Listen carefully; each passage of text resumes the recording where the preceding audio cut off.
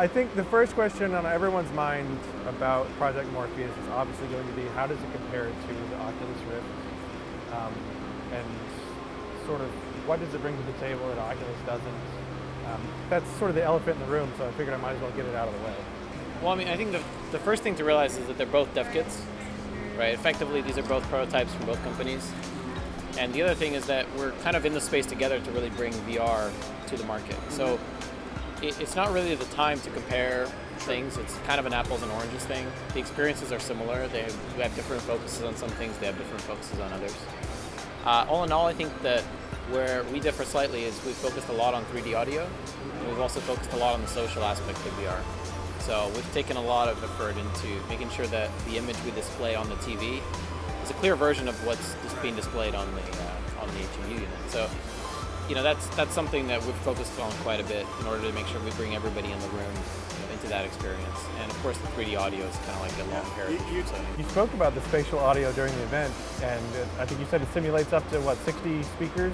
It's something like that. We can go higher. I mean, 64, 128.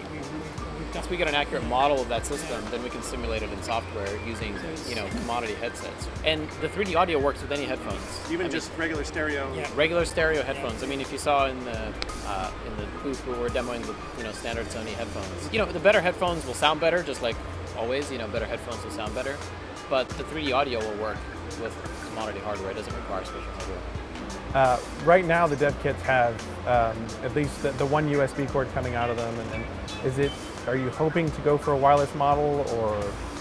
I mean, everybody wants wireless, right? That's. I mean, we're investigating it. Yeah. I mean, But streaming video over air is tricky, I know. It's very tricky. So, you know, at this time, we don't have anything to share on that, but it's something that we'd like to investigate. It is a bit of Wild West. There's no rule book that we can follow that says you must do this, this, and this. Right. Actually, I mean, guys at Valve have done a great job of putting out some early research into this. Same with Oculus a little bit, and there's a ton of old VR research. But some of that old research doesn't actually apply so much now because the technology has advanced so much. I mean, that's one of the cool things working with NASA.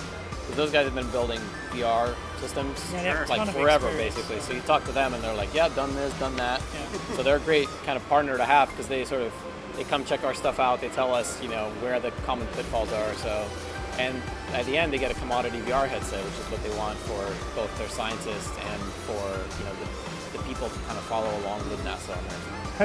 So NASA been providing actual input on the project? Yeah, I mean, they were there up until this demo. We showed them early prototypes. Yeah, we showed them prototypes, and they were coding with us like the last few weeks, you know, for the show floor demos. The JPL guys. The JPL guys were. I feel sorry because I don't know if they work that like normally. We've been focusing on like a robust experience end to end, from the day you get it out of the box, plug it into PS4, turn it on. It needs to be robust, easy to use. So if there's anything that kind of can break that, that's we want to solve that first, so that when we do try to productize this thing, we know that we've kind of battle tested all of these issues. So even for the dev kits, we want to make sure that it's sort of like it's representative of something we're aiming towards, right? So we're not trying to ignore any issues, including ergonomics, fitting, glasses, all of that stuff. We want to kind of take it head on. I have one last, this is a tip maybe. I played the night demo, and you have the knight standing on this grate over a hole. Yeah. That looks like wide enough that I could fall into it, and it made me nervous. Yeah, that was the point. Okay, well, good. Yeah, it worked. It worked. We're trying to elicit emotion. Right.